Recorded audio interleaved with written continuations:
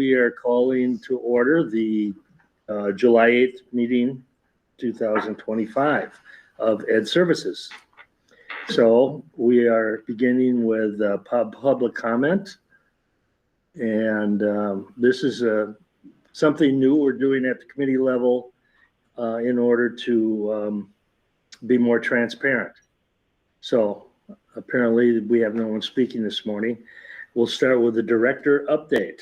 Great, thank you so much. And again, I apologize. We're using new technology and doing things a little different this morning. So hopefully we're going to do okay on this one. I just wanted to do a quick update, a little debrief from the work that we've done with our social studies department over the last year. We did have a consultant come in from CISA to work with our 612 social studies team. They worked through the Wisconsin state standards and did a gap analysis of our current programming. So they were determining, are we meeting the standards that are written through the Wisconsin state standards?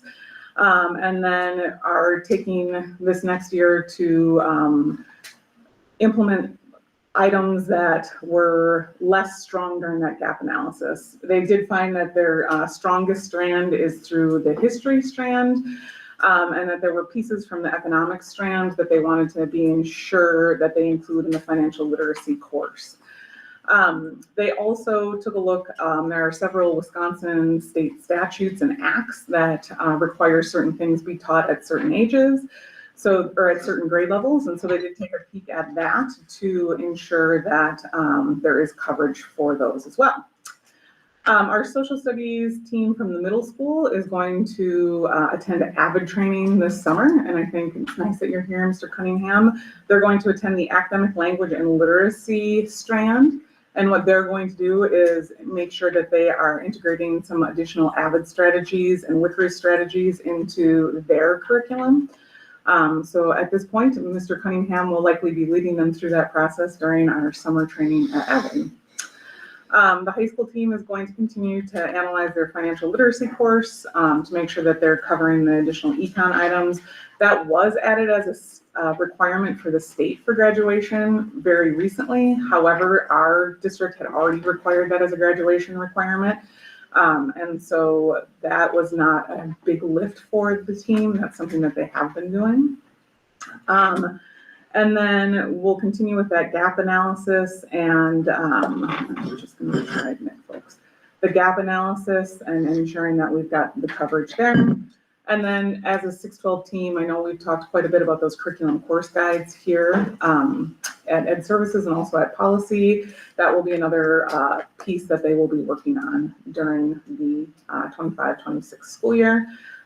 So that we are ensured that we have those curriculum course guides brought here to Ed Services and our curriculum team as well. Any questions about that? Would you be able to provide us with a copy of the AVID training for the middle school team? Like materials for it, not necessarily a recording of the training itself, but the materials for the training? Yep. Are they going to Minnesota? Chicago. Yep.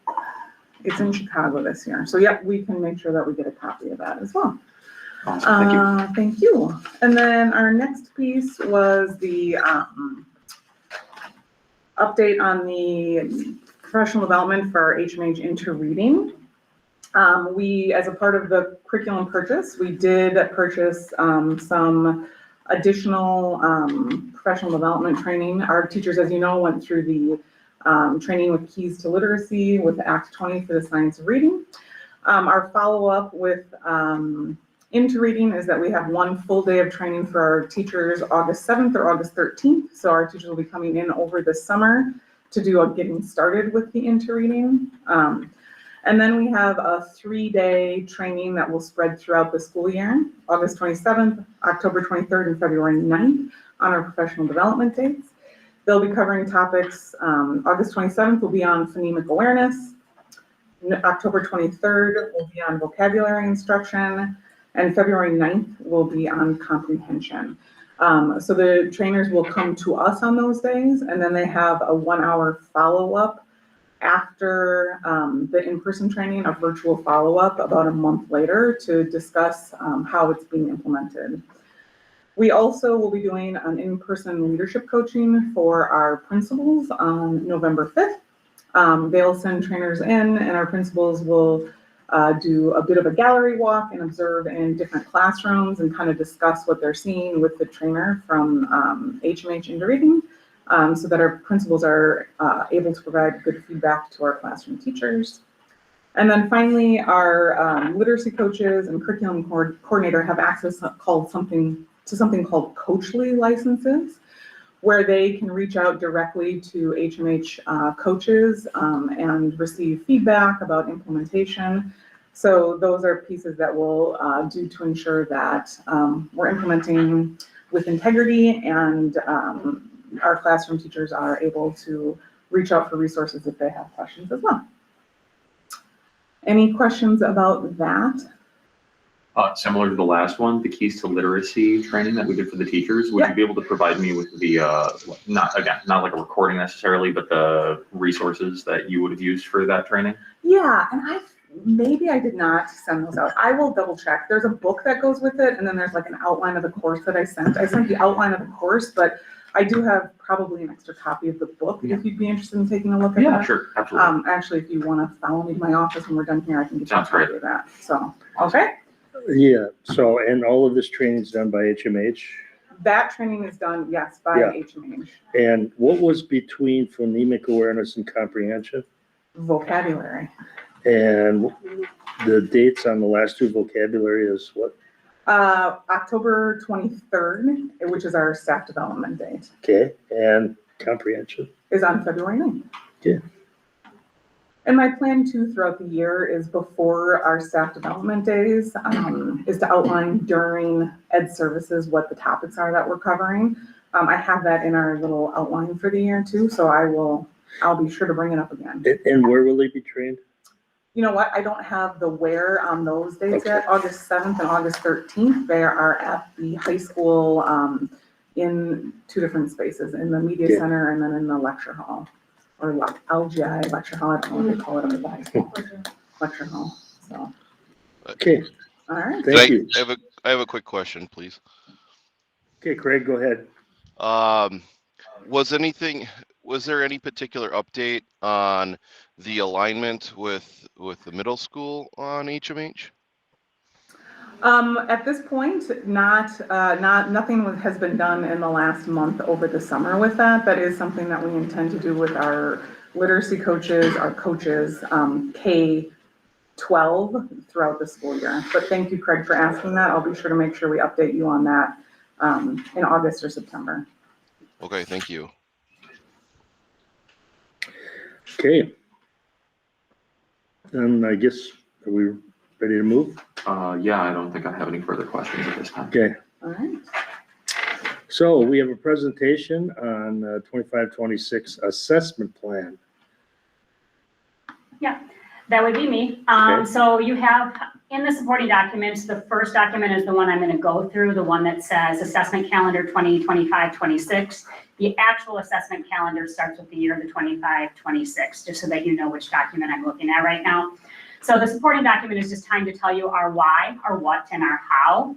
So we really are looking for a balanced assessment that's going to help improve our student achievement. We have data that comes at the end of the year when we do our summative assessments, but we don't want that to be the only checkpoint for us. So we want to be able to inform our instruction. We want to be able to support the learning and monitor progress of students that have needs within our classrooms.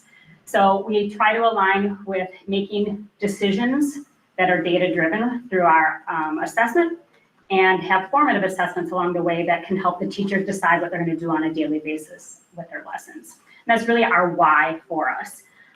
What, we have our 4 different types of assessments that we do. We do our summative, which are really going to be, for the most part, the end of the year ones that the state requires us to take, like the Forward and the ACT. But then we want to have interims, which are more likely going to be like your district-wide formatives, like everyone in the 3rd grade is going to do this 3 times a year. Formative will be the ones that the teachers do individually in their room to help them decide what they should be doing from lesson to lesson, and then diagnostics that are done with some students along the way. So how did we come up with our assessment calendar? Jason had many, many, many drafts. He calls it his drafty draft. I think that's a Jenny Forrest official term, where he sends it out to all of us. We look for it, give him feedback and changes. After he has us look, then he has the administrators, then our coaches, and get feedback from as many people as possible so that we make sure that we have a complete plan for what assessments should be given, when, and by whom. And then also, what are we going to do with the data when we have it? If you give the assessment and you're not doing anything with the information you receive, then we're not doing things the right way. So that is kind of our why, what, how. The other document gives you the days. I think it's really helpful that it's one document that tells you like the testing windows for each of the different tests. A lot of them for like the Ames Web, those are set by the state. Forward, ACT, we have to do them within a certain window, 45 days before the end of the year or 2 weeks there. But just having one document for our coaches and administrators that they can refer to when they are making their plans for that for the year. I know when you have 10 different assessments, especially at the elementary level, it's hard to keep track of what, where, when, how. So having a clear plan for them all in one place is really, I think, helpful to them. So that's really all I have. So is there any questions about the assessment calendar for anyone? No, I don't think so. I don't think I have. It's very thorough. Thank you. Yeah, do we have a tier 2 remedial plan for the kids that don't reach grade level reading? Yeah, well, the Ames Web already has us doing this, and I think Jenny can speak to this a little bit, but if they are, the Ames Web has us doing that in the fall, winter, spring. So in the fall, if they're at the below the 25th percentile, they are automatically put in a reading plan with a reading teacher, or sometimes our coaches do it, or the, I can't think of the reading core. Yeah, work with them. They progress monitor, they meet with them, I believe it's 3 times a week, depends on the kid. Reading course, they try 5 times a week as much as possible. So depending on the program that the kid gets put into, but all of them below the 25th percent are automatically put in there, and they are doing that. And then they would be in that program until the winter if they get above, or there is some where if they test above the 25th percentile for a certain amount of times, they can exit out. But a lot of times in the buildings, they don't have them leave. You know, you get to that 25th percentile and you stop working with them every day, then all of a sudden they fall back behind. So they make decisions based on those kids. And is it the same teachers that teach that, or? And, we have our reading teachers in our buildings, Yeah. in each of the buildings, and those are doing a large part of them, but they can't handle Sure. all of the loads. Like the other people, like the instructional coaches will be meeting with some kids at times, and then also the reading core does as well. Okay. All right.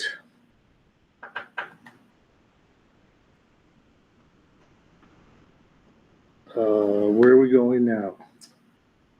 Next is our academic and career planning update. And so we have a team here. If you don't mind, we'll move along.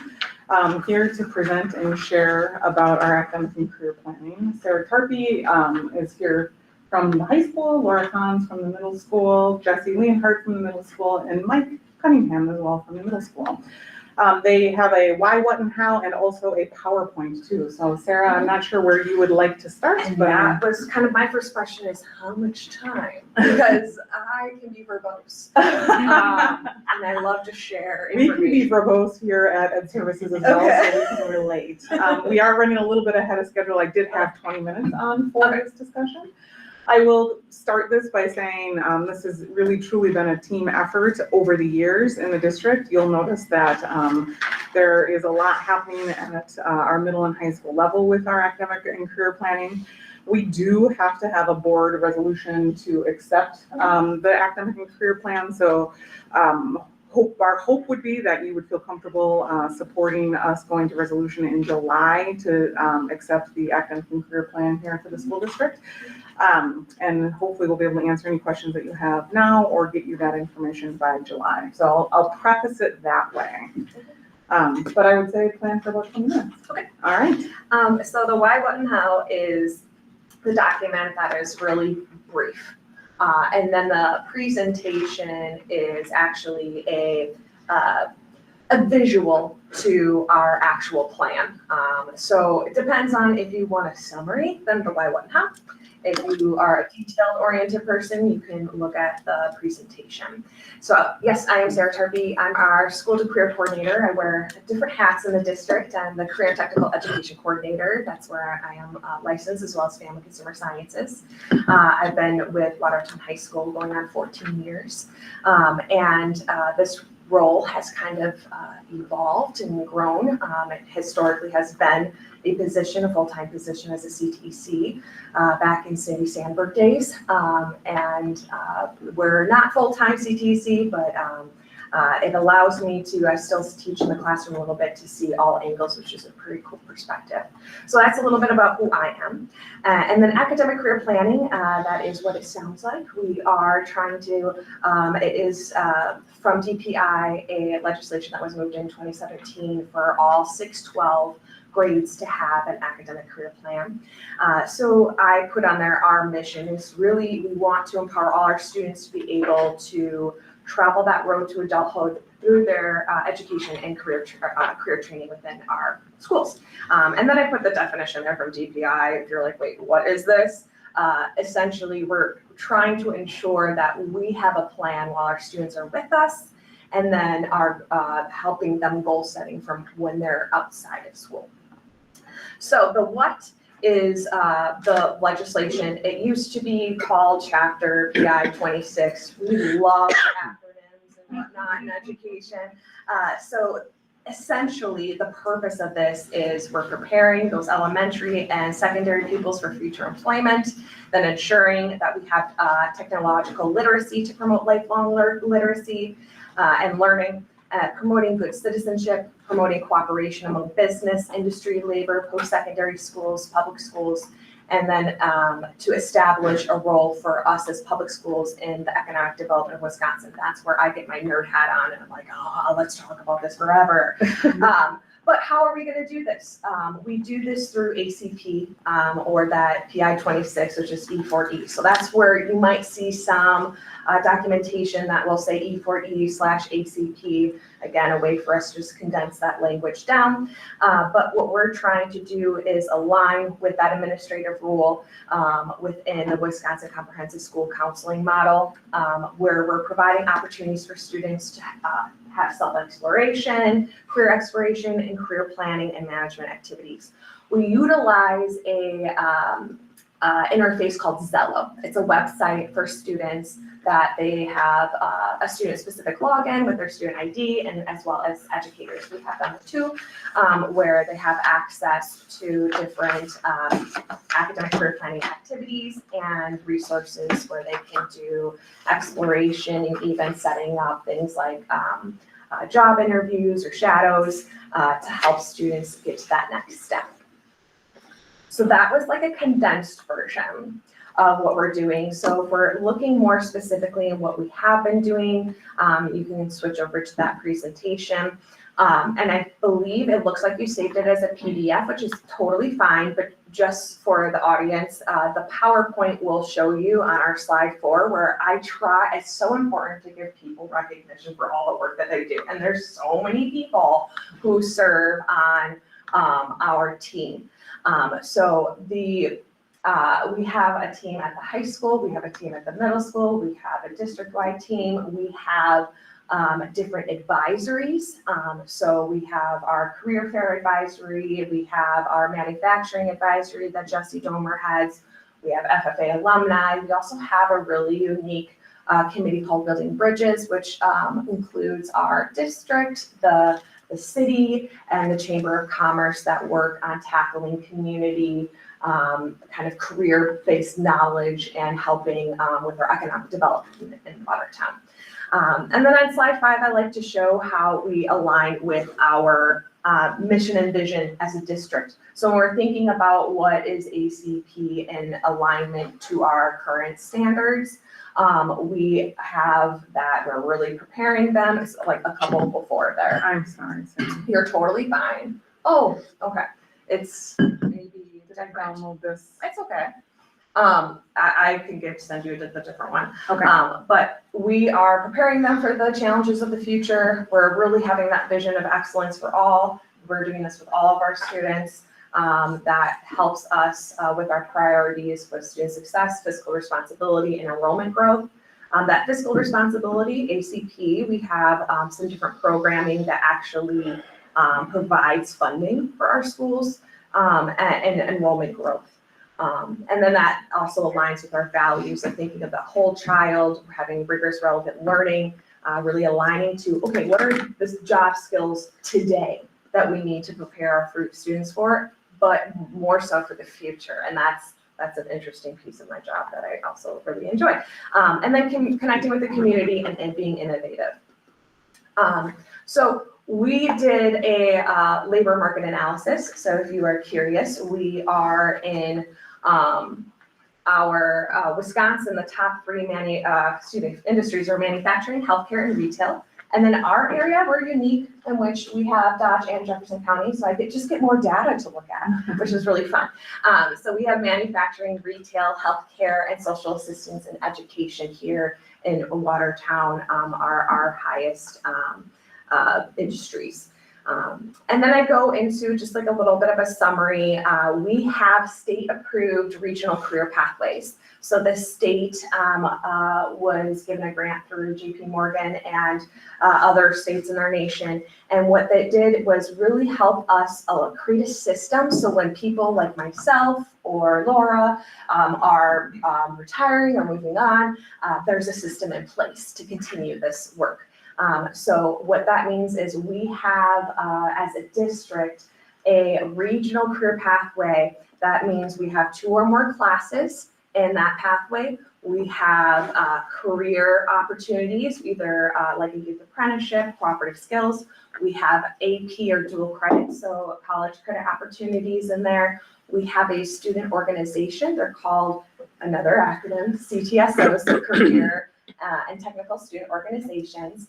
But we have, this is a huge celebration for our district, we have state-approved regional career pathways in manufacturing technology, agriculture, construction, education and training, healthcare, hospitality, and information technology. So that means when we have other maybe families who are like, what district should we go to? We are providing all of these opportunities for these students if they're wanting to be focused in those areas. And if you notice, those are also aligned with not only our state's lead industries, but also our regions. And we have currently in our academic career planning, we have different ways that we're engaging students and families. So for parents, we provide ACP updates within our newsletters. We have different opportunities for families to engage, whether it be orientations, open houses, meetings, individual meetings with students, career and college planning nights, registration, social media announcement, parent-teacher conferences, and the like. We also have websites for our district for ACP, our high school, and our middle school. Elementary, like Jenny was alluding to before, the legislation is 612, but we want to be better, we want to do more, and that is an area we want to also be engaging our students in. Right now at Lincoln and Leek, they do a career fair day. At Webster, they do resumes in the 5th grade and career surveys, and they have different orientations for parents and students transitioning to the middle school. And at the middle school, we have a lot of career exploration. So elementary, we're trying to expose them to as many careers as possible. Middle school, they're getting more opportunities to explore. So we have our 6th grade CTE team. So CTE is Career and Technical Education. They utilize Cello within their classes. And then we, as the 7th grade, we are in cooperation with our Building Bridges team, the Chamber of Commerce, SSS, with a career exploration day, which was amazing. If you haven't had the opportunity to participate, it's typically in October, where 7th graders go and tour 3 different facilities, and then we have a lot of guest speakers who come in. So half the day they're learning from people in the community who have businesses, having conversations with them, and then touring them so they can see, okay, these are the jobs that are actually out there right now. And then we have a ton of different activities that they can be involved in, as well as coming to the career fair and participating in those CTSOs. So CTSOs, this is another huge celebration. Our district has all 5 CTSOs. So we have Skills USA, which also includes super mileage, FFA, FCCLA, which is Family, Career, and Community Leaders of America. And those are seen at the middle school. And then I'll refer to the other CTSOs at the high school. And then we also have AVID throughout, which helps with that career readiness, whether that be, college or apprenticeship, military, straight into the workforce. So those strategies are also given throughout. And then at the high school, we have Zello within our health and financial literacy classes. These are required classes. Man, we have had a time figuring out how to embed this into our curriculum. When we first started with homerooms, and we found that there was kind of a detachedness with a relational capacity with the instructor. And this has really helped us ensure that students are really meeting those goals that we have for academic career planning. As you may already know, we have one-on-one junior meetings with all families and students as well to help with their planning after high school. And again, so many opportunities within the high school for career planning and preparation. The state calls them tables, so career-based learning experiences. So we have our school to career program students can participate in. We have a ton of field trips or guest speakers that are coming in our classrooms from industry, explaining to students or teaching students different concepts. What's really cool is when you see all of these things come together. So when we're hosting our career fair, we have teachers and students walk throughout. And this year, for example, one of our financial literacy teachers connected with the bank and then had the bank later, a couple weeks later, come and speak to their students to show them some financial literacy tips in regards to banking. So this is just kind of all the things that give me goosebumps and excite me in education.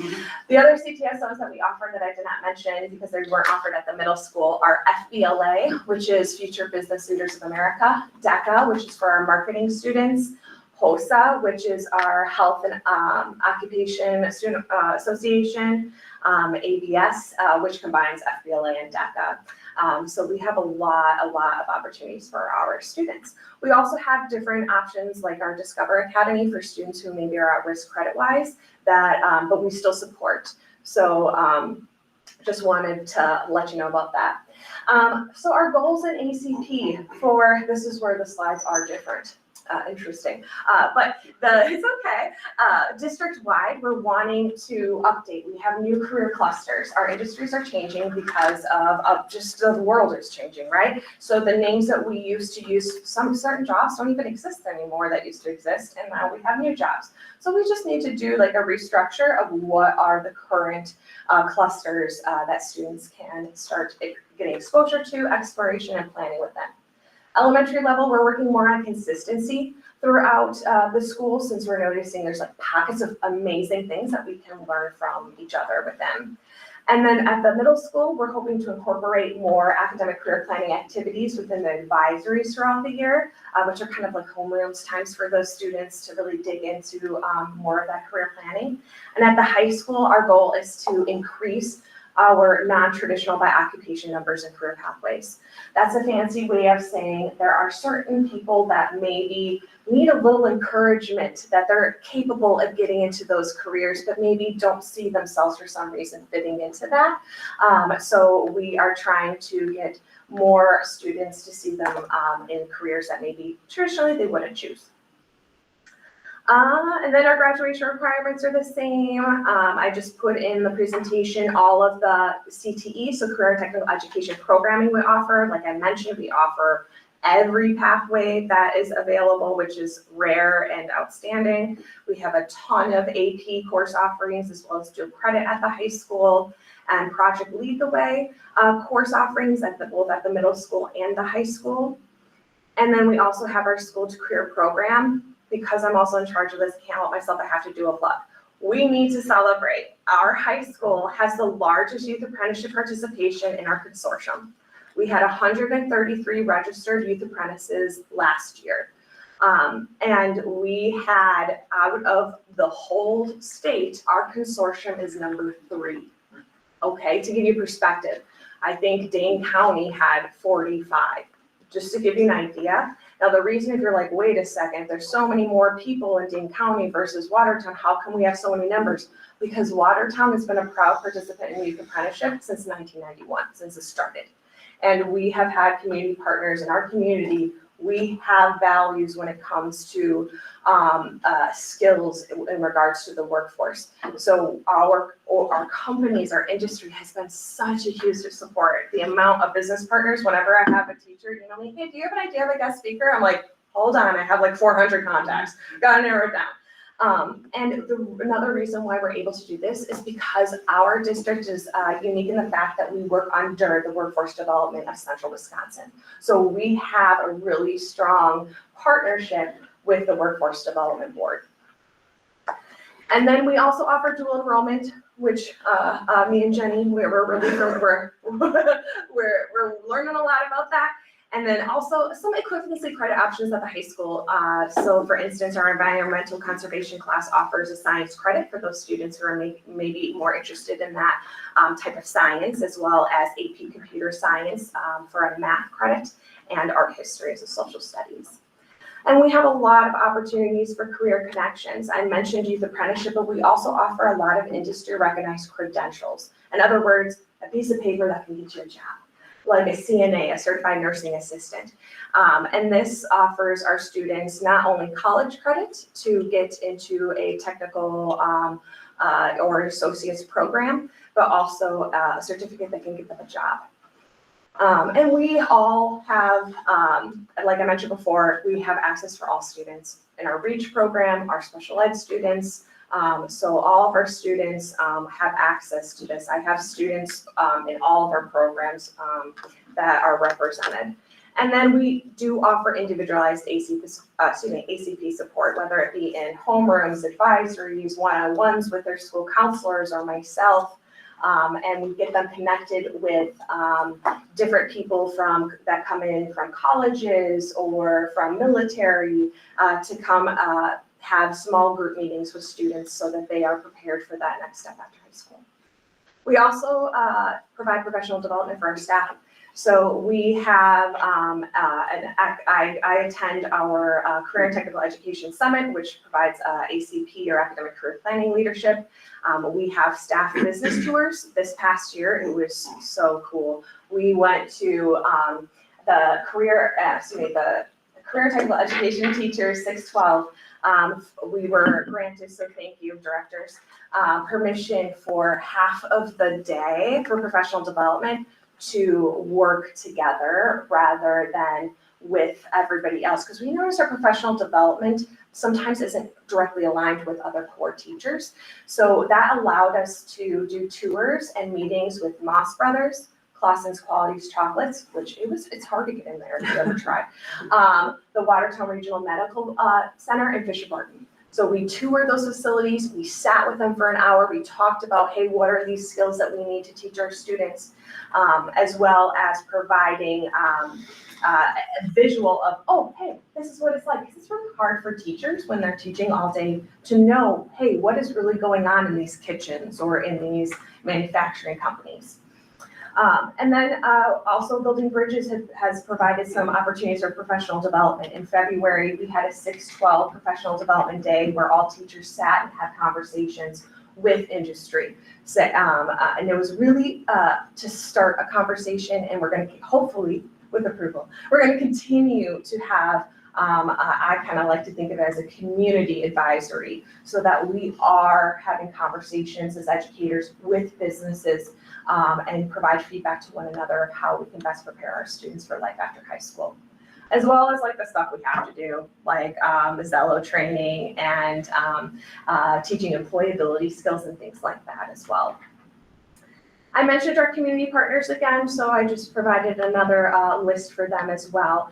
So like I mentioned, our goals, what we're seeking approval for, is for us to, as a district, realign with our career clusters and at the elementary school level for us to get more consistency throughout, and then middle school level, having more academic career planning activities within homerooms, and at the high school level to try to expose students to jobs that maybe they weren't exposed to before.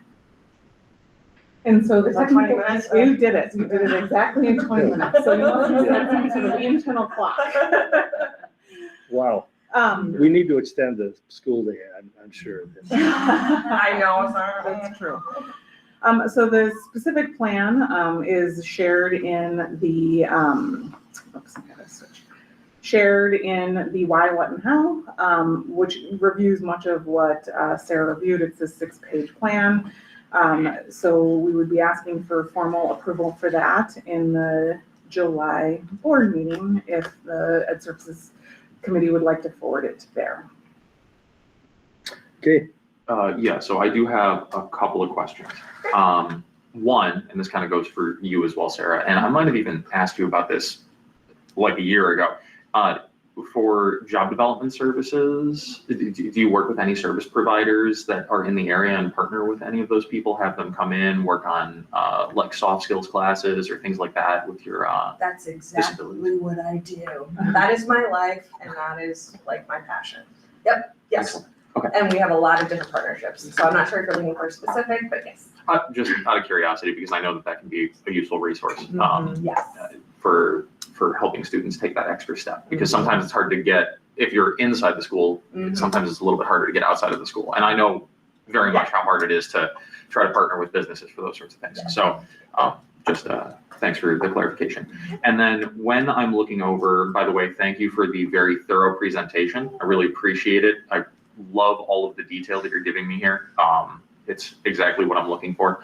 There's a couple of things when I'm looking at the state statutes and the DPI standards that go along with it. I'm looking at the language good citizenship and social goals. Can you tell me more about how we're working with students on those two? I was hoping you were gonna have this, so then I can say this, because this is one of my personal goals for the district, but I don't know. When I go around, Sam, and speak to all these businesses, which I love to do, love having an opportunity to do, the number one skill that they ask or say, hey, we need kids to know this, is to be kind. And what they mean when they say that is to be able to communicate respectfully, to be able to handle things under pressure, to be able to collaborate in a team. So those are the types of skills that we're looking for when regards to like citizenship and I forgot the other, social something. Okay, social goals. So employability skills essentially, Yeah. or soft skills. 100%. I think soft skills are super important. I always say those are the foundations. You can always learn a hard skill given enough time, but it's the soft skills that are You really, got really it, and valuable. that's what all of the training that I have been attending has been echoing, so you're right on track. Gotcha. And then one more question for clarification on your one sheet, the why, what, how. There's a link to ACP Connections, which looks like it comes from the DPI. Yes. And this is, they provide some resources and some insight into those things. And they talk about two things that I think kind of connect to what I just asked about, but are also relevant, and they've come up a few times, are they seem to define citizenship, good citizenship, as global citizenship. That seems to be what they focus on there. And when they talk about social goals, it seems like they're talking more about social emotional learning. And then I did a little bit more reading there, and I'm just curious as to how or whether or not these elements are incorporated. But when it talks about the guiding principles for social emotional learning, you kind of go onto the DPI website. It talks about making sure that there's a commitment to equity, and focusing on strengthening adult capacity as well. So is this something that we're incorporating in our schools, or is that not something that we're incorporating, as well as the global side of citizenship as well as local citizenship? One of those industry recognized credentials I was referring to is that we had this year that was really exciting, was the Seal of Biliteracy. So that is like an example of global, but I also think those employability skills that you mentioned are also global or human, right? The human capacity, yes, culturally things might be different in other areas, but being able to address those SEL or employability skills is a global, it is going to be needed throughout the world. And the way that industries are moving forward, I mean, we already are with, Zooming in or Google Meeting or whatever it is, connecting globally. So yes to that. And then the SEL question, what was that again? Sorry. Well, I think the one that stood out to me there were two that stood out to me the most. When you go onto the DPI website, it gives you some resources, and they talk about having guiding principles for social emotional learning. And the two guiding principles that stood out to me were commitment to equity. It says it's competency development and a powerful tool to disrupt inequities. And then it also talks about strengthening adult capacity. It says focusing on the social and emotional competence of adults can improve adult well-being, create positive work environments. And it seems like it's encouraging instruction of SEL being administered to adults and parents in society, as well as to students. So I'm just wondering about how those things are. Okay, that helps. I know I'm going a couple lines down, but I figure if we're working with DPI or if we're considering DPI, whether or not these things end up being incorporated in the district or how all that works together. So I'm so glad I'm the person that is talking to you today, because I actually oversee the Carl Perkins grant. That's part of my role as a career technical education coordinator. So when it comes to equity, that is addressed within that grant. So for instance, that non-traditional by occupation is a gap that we're seeing. Only 16% of girls take tech ed classes, for instance. We're more than capable of being in STEM careers. How come that is? So those are the pieces when we're talking about equity that we are addressing. In regards to like the adults, in a way, like when we're providing professional development for our staff, they're adults, and then when we're updating parents of these resources like Zello, they also have access. So parents have access into Zello. We're right now as a state, they're determining if Zello will still be our vendor. I don't know if there's other options. Me and Chris are looking at each other because that's where we get some of our data that we're like, oh, what's gonna happen?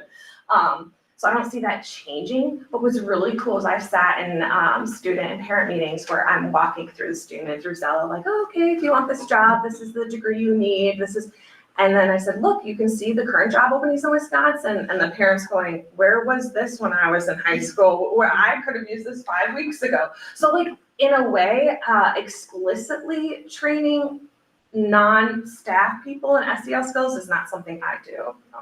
But maybe I do like on the low, but they don't. Gotcha. Okay.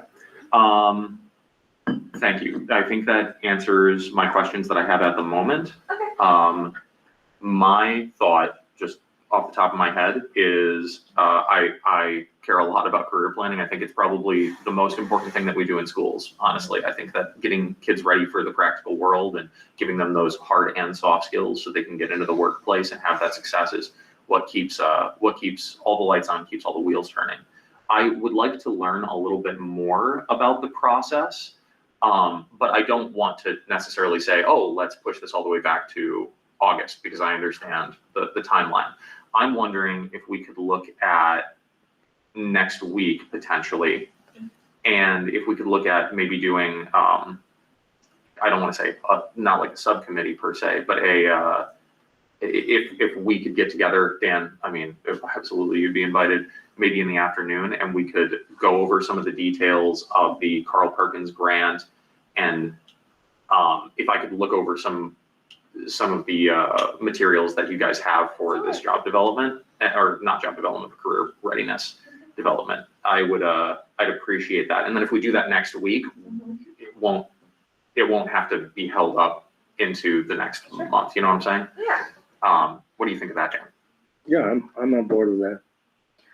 So the only thing I would ask is if we make sure that we're prepared, that we have the questions that you have or the pieces that you would like to see as it relates to the process and or the Carl Perkins grant. And I'm always happy to gather those resources for you and answer any questions that you might have. I can send you a follow-up email after this meeting. I can give you the specifics, and then we can organize a data meet next week, the week of the 14th. Since you both on the committee, it would have to be noticed as Yeah. a subcommittee.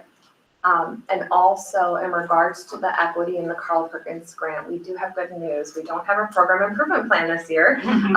So when it comes to equity, we're doing great. And we're just, if you're curious about that. Thank you. Okay, Jelaine, do you have anything you want to ask? I'm all ears. Okay, Craig. I love your passion. I think this is in such good hands right now, so. The big question I have, and a concern of mine still, is, I'm unclear as far as the interactions or the one-on-one, engagements with the students. I think that's probably an area that, if anything, that we could, that's an opportunity right now, where if we can, have more interactions with the students in their career planning, perhaps maybe that equates to them being a little bit more engaged in the class because of, because they're relating to the subject matter. Do we have a count of, or a goal for one-on-one interactions in elementary, middle school, and high school then? At the high school, we do junior meetings. They are considering moving it to sophomore year. I'm not sure if there's been any change necessarily in that, but yes, That is up to them. yeah, okay. So we have been, meeting with juniors every one-on-one. The issue we run into is staffing and availability of students and parents. Because parents are invited to those junior meetings and most of them, or some of them do attend. And when it comes to elementary, or ACP is 612, but that is an area that we're putting in our goals. And then we also have individual four-year planning. So that is done, but it's not necessarily done individually. It could be done in a classroom with students and students together and the teacher. Sure. Just because of the staffing, it's so hard to have time to have a one-on-one with every single student. However, that is done at the high school level. I mean, one of the things that I think about is perhaps maybe that can be incorporated in any type of advisor type of meeting. Exactly, that's where we're, yeah, that's our goal. Your goal, okay. Because I think it's just so important just to look at where a kid wants to go and see how they're prepared and encourage them to, let's say, get this grade up in this class or whatnot. And Yes, you're absolutely right. That's not just a hunch, it's a fact that people are motivated when they have intrinsic value in something, right? So I agree with you, and I'm preaching to the choir when it comes to school counselors too. We all feel the same way. And yes, that is something that we do and are trying to hone in on more and more. All right, thank you. Of course. Joy? Just an anecdotal observation on this. I don't know if I need to declare for the whole public, I'm not on this committee officially, but I need to be here to learn. So thank you. I agree with Craig, appreciate your passion. I have a great niece who just graduated from here, and she told me the other day that she, shocked me, she said that she was certified to work in a daycare as an assistant teacher. Oh, it's one of my students. This is the class I teach. Sorry, this is exciting. And I said, what? Because she does not work in that industry, she works in the food service industry with her job. And I said, how in the world did you get that? She said, I got it at school.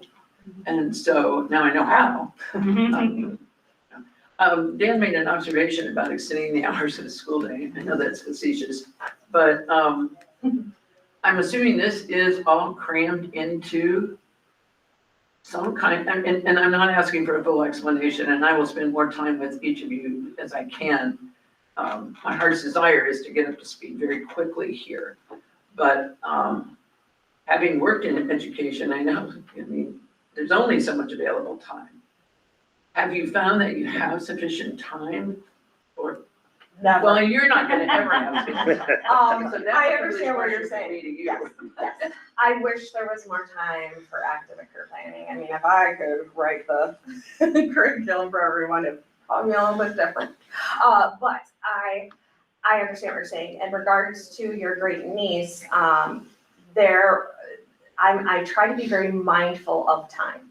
So there are ways that, that is taken into consideration in regards to academic career planning. For instance, dual credit. So dual credit was the class that she took through me, the assistant childcare teacher class, which gives her 6 college credits through Madison College.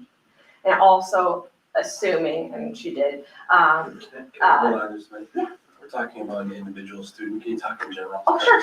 Yeah. Thank you for telling me. Yeah. So students who take that course, they get an industry recognized credential as well as dual credit. Those are ACP components. And there is a requirement within that credential for them to spend 10 hours working with ages from infants, 12 years old, and that is incorporated within the curriculum through field trips. And so we try to be very mindful of that time. Some of these opportunities are not inside the school day. For instance, our school to career program, like youth apprenticeship and cooperative skills, that is done at the student's job site. And yes, they could have an hour excused from school to be able to start their workday early or come into school late. But then those other hours are off of school hours, but they are earned credit through that. Thank you. Yeah, and I was at the middle school with the Avid kids after they came back from Rosie Lane, and they all want to go into some career in agriculture after they've been there. Kind of interesting. And I didn't even know those careers existed, but some were saying, but that works. But the complaint I've heard from, contractors in town is they get them an hour a day at the end of the day, and they're doing inventory or sweeping the floors, and they're really not That's not an apprenticeship. hands-on. Okay, So when that happens, there are some students who find jobs on their own that are not in my program. So that can happen, and that could be a common issue just because of them being a student who's not within the school to career program.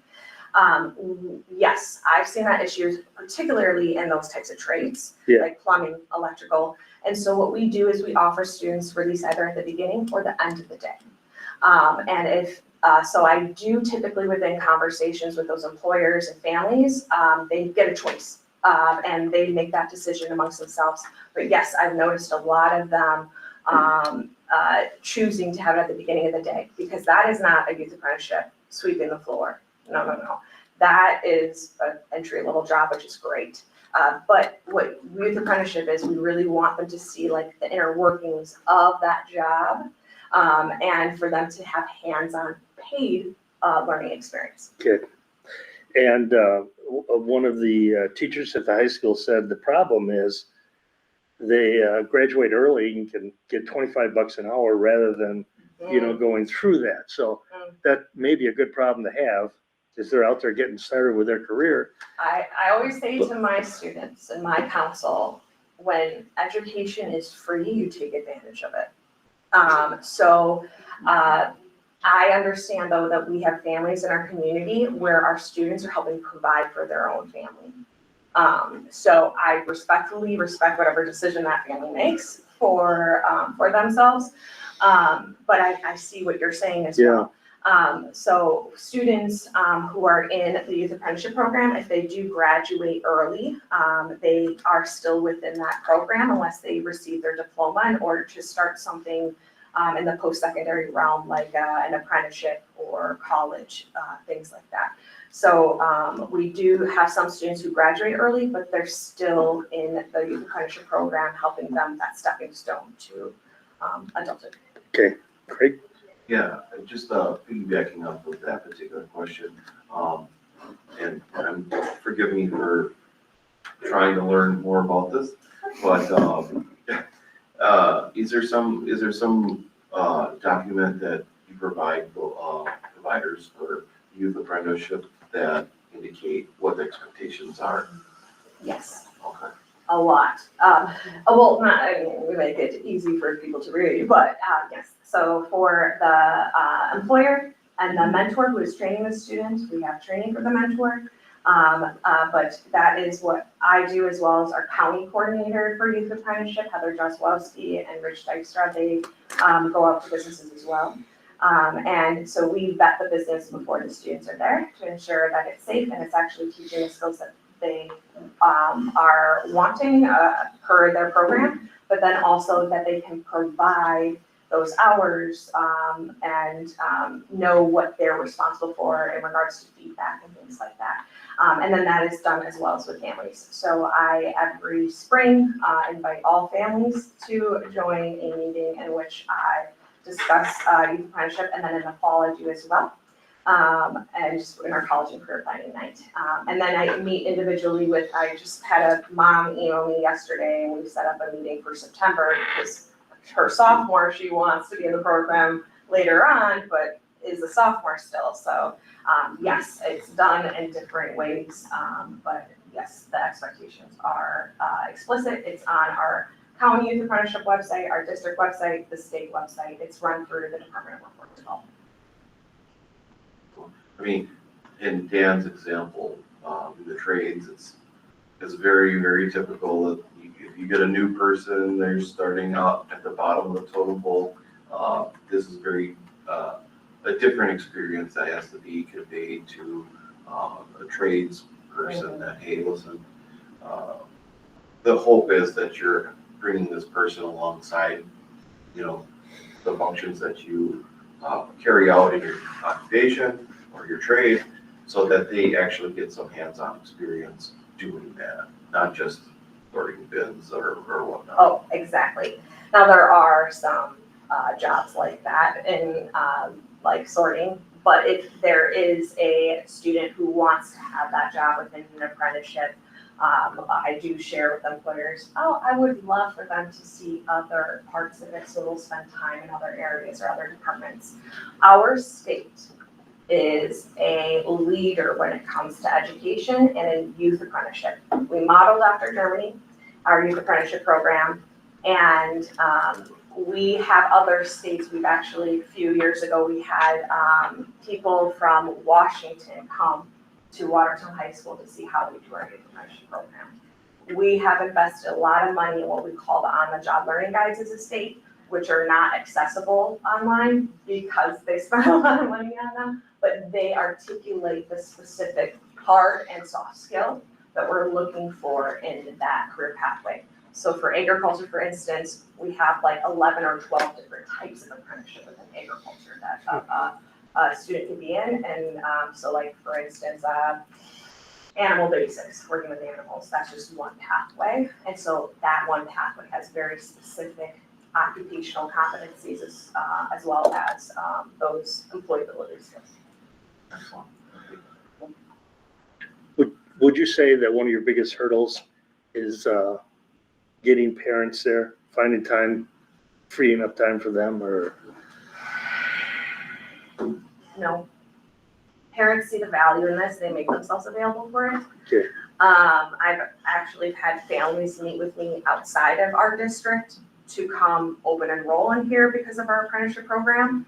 So the parents aren't necessarily the issue, but you did bring up a point that maybe in the future we could discuss. Time has been an issue for some trades. And right now our policy is students as a junior can only be excused for one class period. Seniors can be excused for 2. But some of these trades are very, a frustration that some students run into is, I met all my graduation requirements, why can't I spend more time at my job? And I get pigeonholed into because you have to be a full-time student here. So that could be maybe a discussion for a different day. Okay. Anybody else? Well, thank you. Yeah, thank you. Very good. I have a question, is that allowed? Yes. So we'll meet next week, awesome, I'm free. But then what's the next step? What does this look like? I haven't done this before. Sure. If the Ed Services Committee is comfortable, then what we would do is move forward with the resolution in the July board meeting. to accept the academic and career plan that you have outlined here. And so there would be a board resolution in July with this attached to it, and then the board in July would vote on whether or not we accept that as our academic and career plan.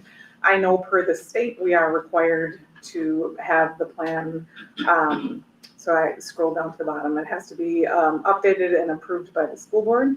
And so once we do that, then we will be able to update the plan that way. And that would be after the meeting next week. At the end of the meeting next week is when we would Make that make decision. that recommendation to move Okay. it forward to the board. Okay.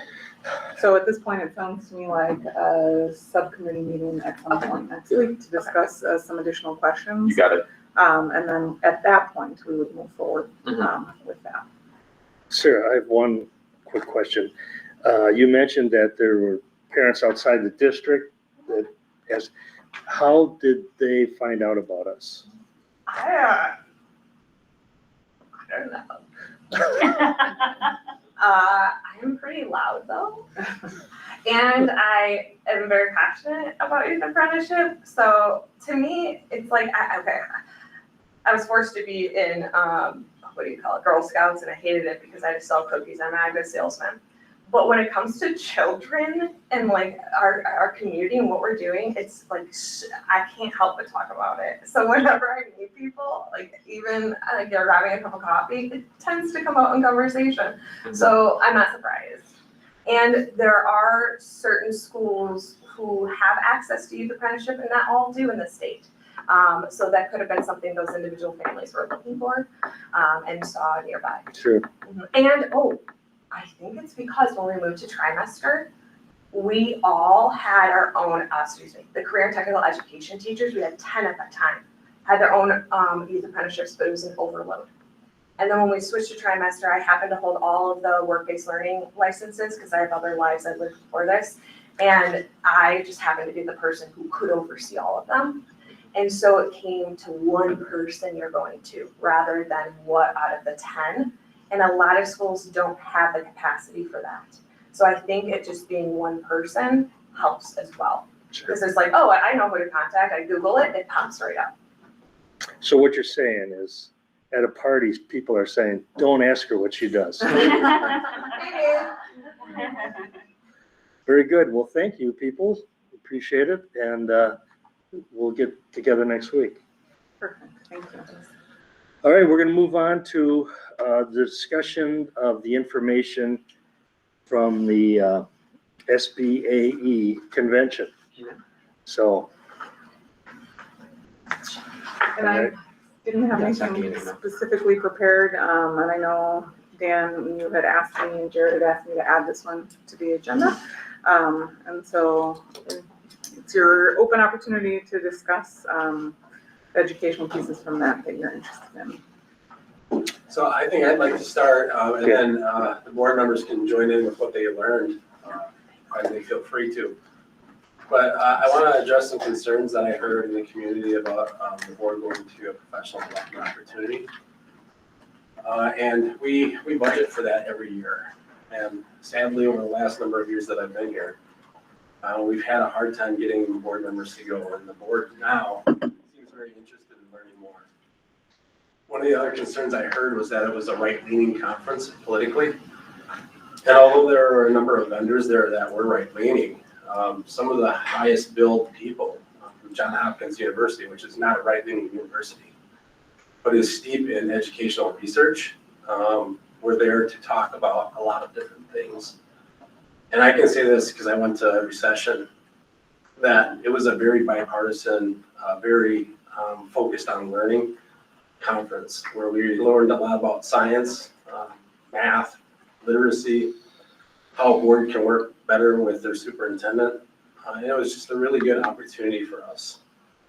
And I know that there are some other opportunities here in the state of Wisconsin through WASB.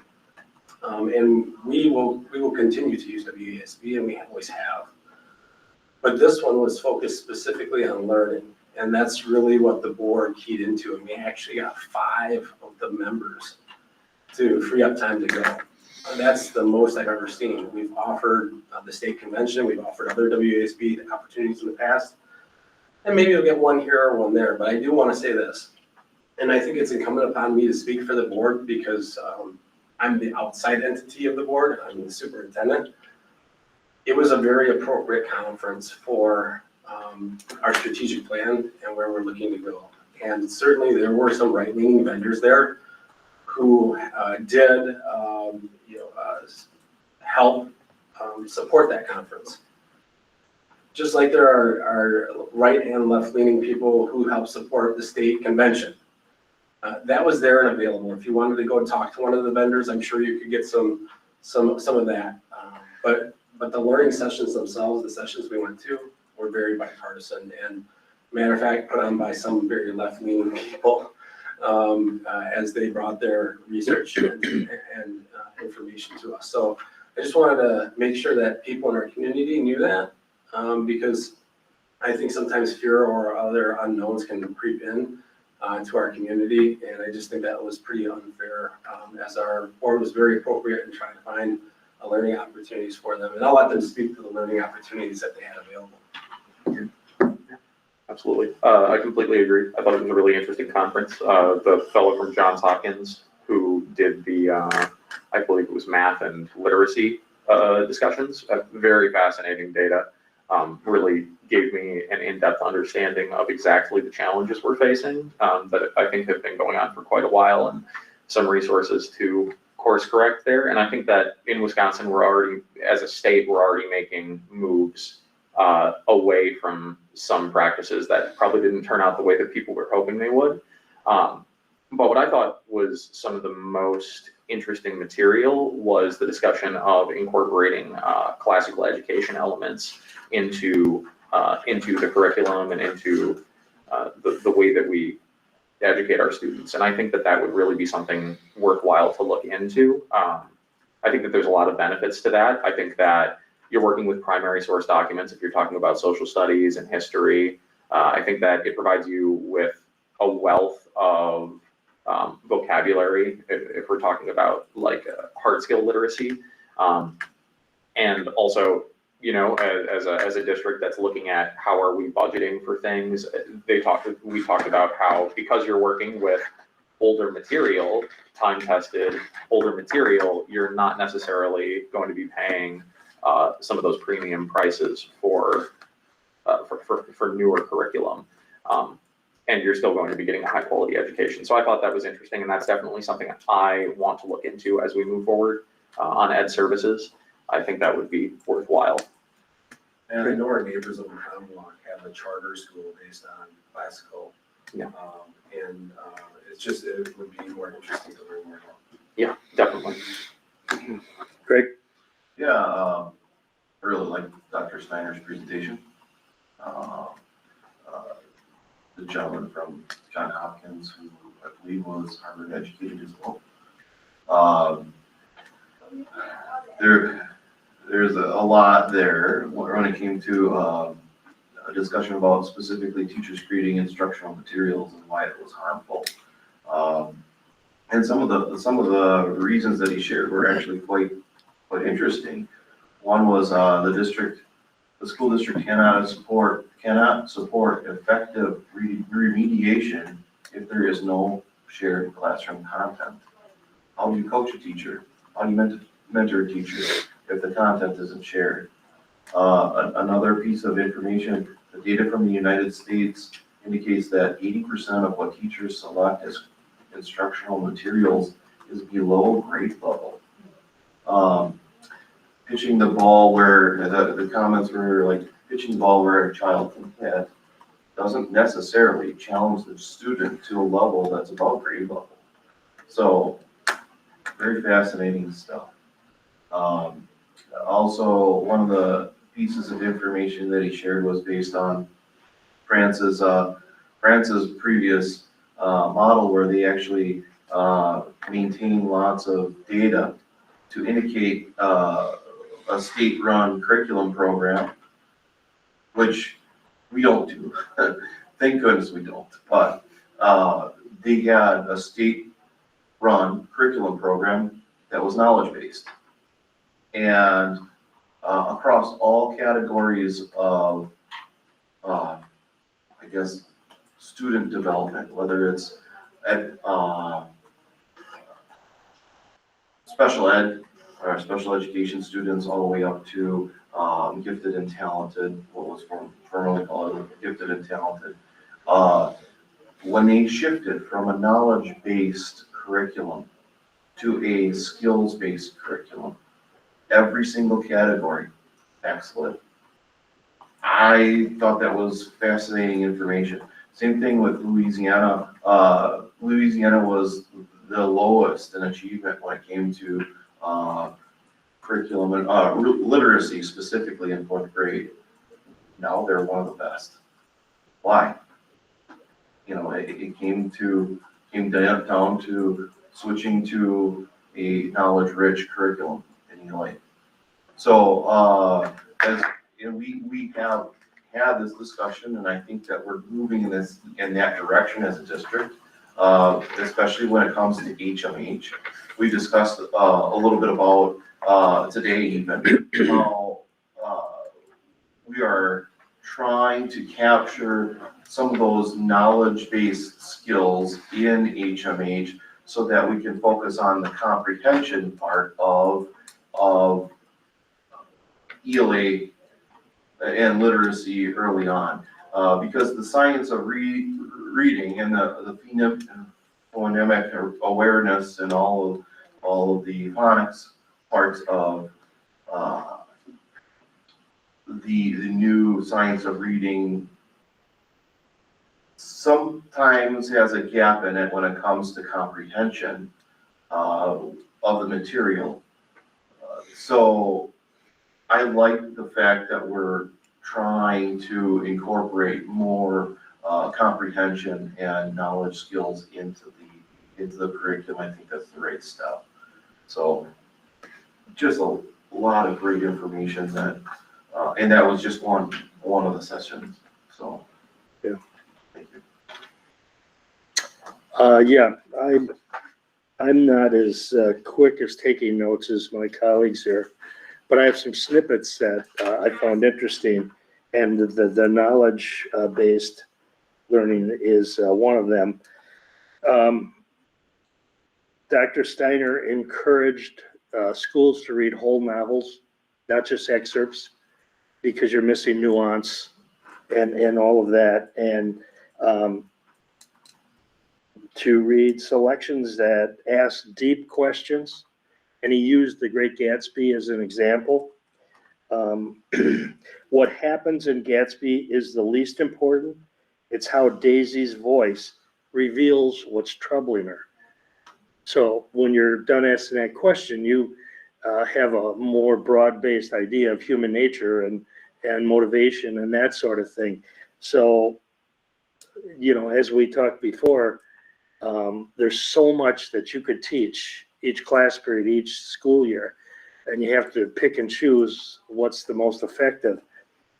So you might, you know, put aside a whole novel rather than, you know, to lean towards an excerpt, but you're not getting all of the full benefit of that book.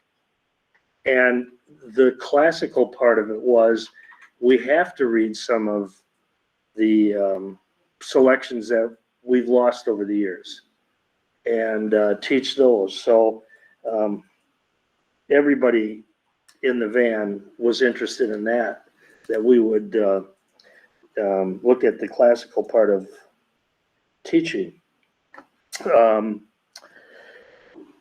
He made the statement that teachers in the US are under challenging their students. I think we have to look at, you know, our district and see the same thing. Do we have a tier 2 remedial teaching? And you said, yes, we do. That was good. And we talked about freeing up teachers in professional development to see other teachers. I would have appreciated that when I was teaching, because after I was done teaching, I subbed in some classes and I thought, oh, I wish I knew this 20 years ago. And so you can really learn from peers. And it's really hard to schedule that, but we should work on that part of professional development, that teachers get the opportunity to see colleagues teaching. Content, is more important than skills. That's going back to knowledge base. We have to focus on the Western heritage. The sins of omission in curriculum. And what he was talking about is we've added so many things that we had to omit stuff that was really good stuff. And getting back to paper and pen rather than so much screen-based teaching, which is a good way to eliminate the artificial intelligence coming in.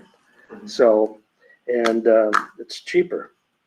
So, and there was one part of a session that said we all need to teach and practice responsibility. And so how we can incorporate that is, Craig. Just want to clarify your comments about artificial intelligence.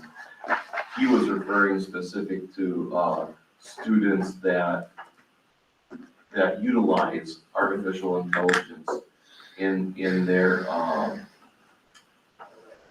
finishing like their test taking and whatnot.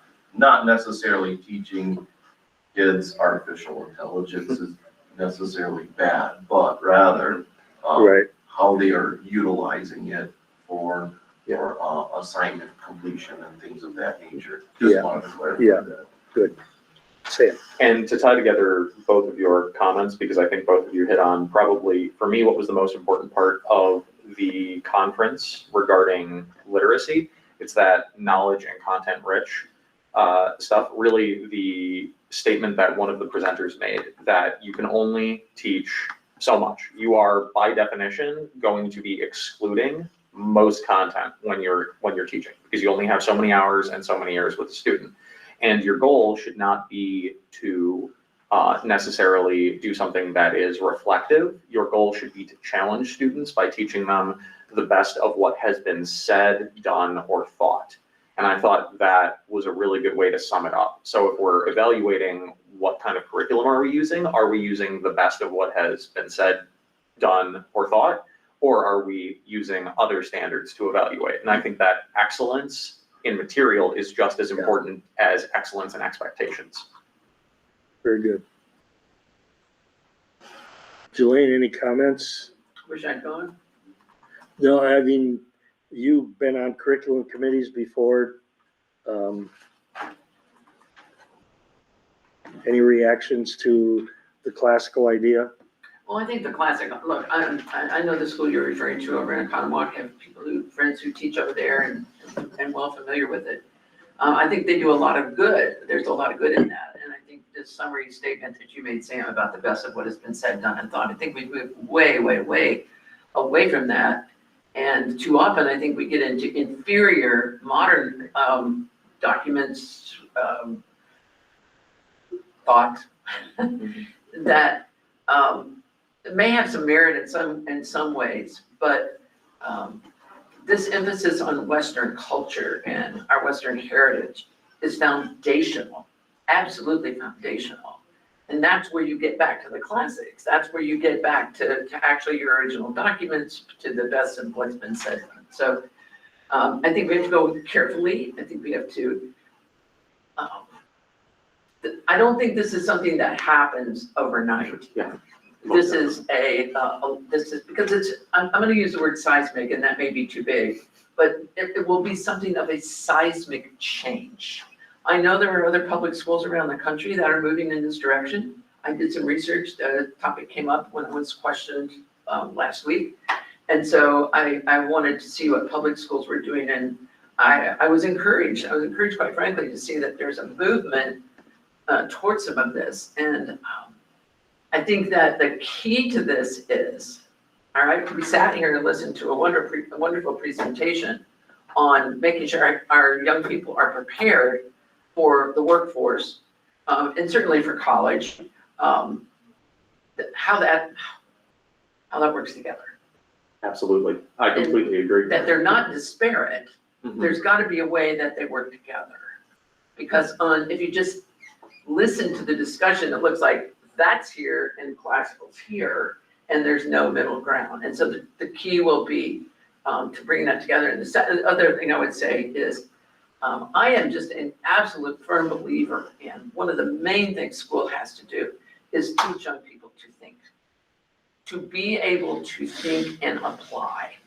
And hence that's, skills-based versus knowledge-based and the age-old conversations that we have about that.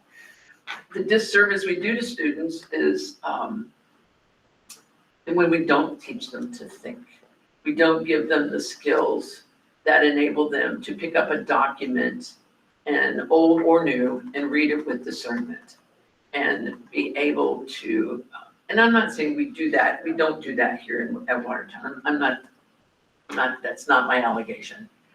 But we have to be sure we are. It has to be intentional, and everybody's got to buy in. So when you start talking about the classics, you're talking about, I mean, look at the age of the people who are involved in our school district now. And I love that. I love watching young people go into education. I love the passion that I've seen, but it's new for them too, because we've been so far from it. Most schools don't even read the Declaration of Independence. I mean, and that is not an allegation, again, that's not an accusation or allegation about here, I don't know. But we gotta make sure it happens, because those are our founding documents. Anyway, my diatribe's done. Thanks, Joanne. I think I just heard you volunteer for a subcommittee. So, Well, interestingly, I got put on the two that, I mean, curriculum is my passion, that's just where I live, or would live if I could, but I'm also interested in figuring out how we run the finances and HR, so. I'll serve where I You'll learn it all. can. I'll So, serve however I can. Dan, I guess, suffice to say, we can certainly have more of a review of this at the board meeting, but we'll attach as many of the presentations as we can to today's minutes, so that if people in the community want to see what we saw, certainly you can only get so much from a slideshow if you can see the presentation, but it might be worth it to see that and to go to some of the resource slides and read more. But I just wanted to make sure that people understood, like, this was a learning trip focused on our strategic plan, which heavily is geared towards reading and math and our academics. That's really why we went. WASB had a great summer institute up in Stevens Point. Actually, it's coming up. Yeah, it's coming up. Some may go to that. It's focused a lot more on board governance stuff than it was academics. There are a couple academic things there.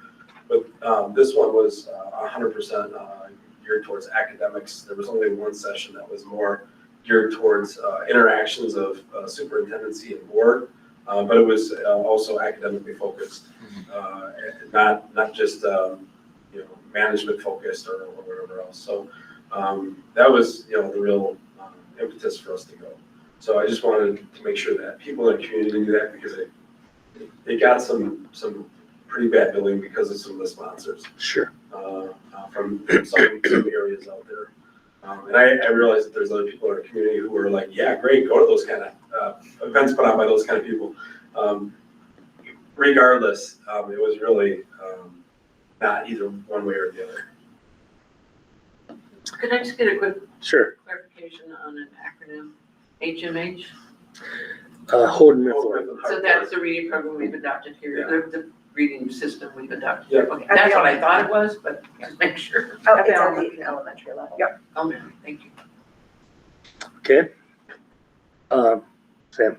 No, go ahead. I just want to add this before we go to action items. Sarah's presentation brought out something that I didn't know, and I imagine most people in Watertown don't know, is that we have other schools coming to study us in that area of career planning, and we'd heard from the what's the acronym I'm thinking of for Spanish speaking? Yes, What's that? ELL? We heard the same thing from them, that other districts are coming to study what we're doing. So we're doing some great things, and it's out there. but maybe the people in Watertown don't know it. So, you know, let's celebrate what we do well. I know we hear a lot about our music program and how well it's doing because it's easier to see. But we're doing a pretty good job in those classrooms as well, so bravo. So what do we have for action items? Action items, I was taking notes. Okay. So a copy of the AVID training that we're going to for the social studies team. Sam will get you a copy of that Keys to Literacy book. Follow up on the alignment with RMS literacy with elementary literacy. The subcommittee meeting and the follow-up on the academic and career planning. And then I just picked up Jared saying we'll attach the information to the board minutes about some of the presentations that the board had attended. Did I miss anything? Okay, I don't think so. all right. I try to grab them as we go, but when I go back and review my notes too for minutes, I'll see if there's anything else. And future agenda items? I do have one or two more questions there, kind of bouncing off our last discussion about student outcomes and academic excellence. We talked a little bit about classical education, primary sources, and we are going through that social studies assessment process. I was wondering if there would be an opportunity, and again, I'm not volunteering you for it or anything, but if there would be an opportunity, at least for me, to sit down with you sometime in the next couple of weeks and to look over the material that we have, middle and high school level, maybe even elementary, just to see where we are at with that. Not to make any fast changes or pile anything on your already very full plate, but to kind of see where we are, so maybe we can start thinking about where we want to steer the ship or augment as needed in the future. I'm excited about the curriculum course guide process. I know I've said that a lot of times, because I do think it'll give you an insight into the pieces that our teachers are teaching at the high school and middle school at all levels, because we'll be doing it at all levels, but in particular when it relates to science and or social studies at the middle and high school level. I think that will give us a nice glimpse. I know the challenge that I would face in the next couple of weeks is our teachers are on summer vacation. Not that they wouldn't be willing to work with me on that, but it's certainly something that I think will come to fruition with that curriculum course guide process. And I do hope to speak to that a little bit more on the August Ed Services, just what that process specifically will look like. And I think that will give us a nice glimpse into the pieces that are being taught and the sources that are being used at the middle and high school level too. So I did, per conversation that Dan and I had last week as we were planning for today, have on here classic curriculum, sort of as a discussion point definition. I appreciate your point about the charter school in Oconomowoc. I know that they definitely are focused on that there, and so perhaps reaching out and taking a look at what maybe they are doing to better understand what that might mean for us here, and what we're doing, where it aligns and where it doesn't align. And then my only other question, and it falls in the same vein, so it kind of the same answer from you, I think, in this case. But then we had previously discussed how there were some questions about HMH and the material in HMH. Goes along with what we were just talking about with materials, the best of what is said, thought, or done. We discussed when we agreed to move forward with HMH, because we thought that the hard skills element was pretty solid there. We talked about doing a material assessment. Is that something that we can also set up in the future? I know that the books are probably at this point kind of spread throughout the schools. Is that something that we can kind of look over together? Sure. Okay. The books arrived earlier than I thought they were going to. They arrived before the end of the school year. So we can grab copies of those if you want to take a peek at that too. Okay. Awesome. I'm happy to get copies of that for you. So I'll add that to my Thank you. I appreciate it. action item piece. Absolutely.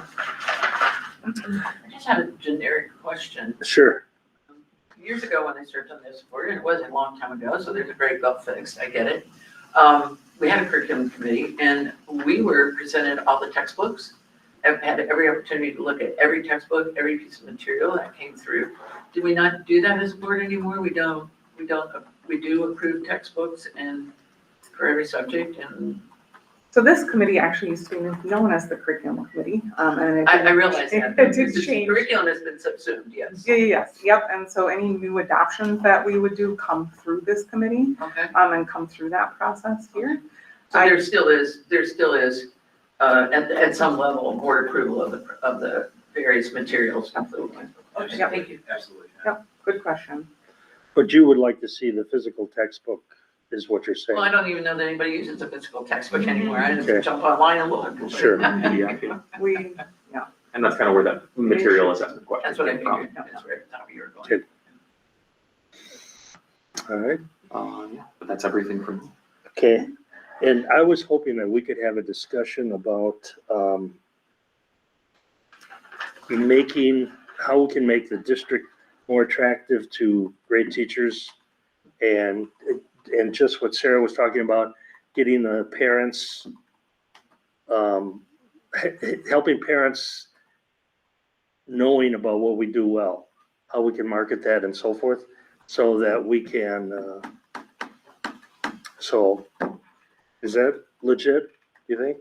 yeah, I think you and I had talked about that early in the week too, and I had put it down as attracting staff and students to the WSD. I know that you had mentioned, potentially having Melissa attend as well. Yes, And I can definitely work with her on, the pieces that we are doing currently, and if there were any suggestions for okay, changes to that. I'm not sure that it will be able to have it in by August. August is filling up really, really quickly. yeah, I know, so, But certainly a discussion at some point about the pieces that we're doing right now. And I think, with the staff piece too, Can I offer a suggestion? I think the staff piece is probably better suited to go through HR, I was, right? Words are not my mouth. And the student piece and student learning, how to attract students, certainly this committee would be great. But how to continue to attract staff, you're gonna get into not only the cultural things, but you're also gonna get into like, contractual things, handbook things that would be attractive.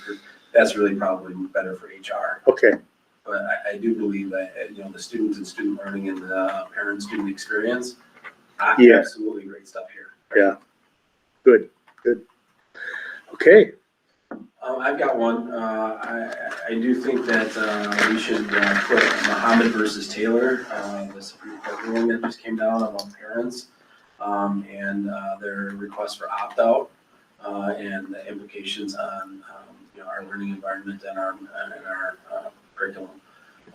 We're gonna get some updates coming soon from attorneys across the state, ours as well, as they interpret the ruling there and give advice. And I think whether that's August or September, whenever we start getting those updates, and they will come soon, we should probably put that on the forefront of what we're talking about, and what we're doing, so that we can make sure that we start getting into alignment with that decision. And I did request at the last policy meeting that we bring up the parent-student right conversation, and I think that would pair nicely with that. So if we do hear more about that, I don't know if we currently have it on our list to be added to that agenda on the 24th, I believe is that meeting. But when we have that meeting on the 24th, we should have some discussion about that. If we have something Yeah. by the 24th, we can try to put it on that. Sure. Our problem is that we have to get that agenda out Thursday because Lynn is gonna be on vacation. So, we can maybe do like an emergency ad after, but you guys know how much I hate taking an agenda that was already posted to the public and then making a change to it, in last day or two before it's not really fair to the public. So try to not do revisions if we don't have to. Yeah. I feel you on that. I was thinking if we put the parental student rights policy back on there, it can be part of that discussion. So I think that would be fair. So, yeah, that's, I think that's everything. all right. So this meeting is adjourned at 9:03. That's what I'm gonna take. All right. Very good. Thank Thank you you, very, everybody. very much. Thank you, Dan.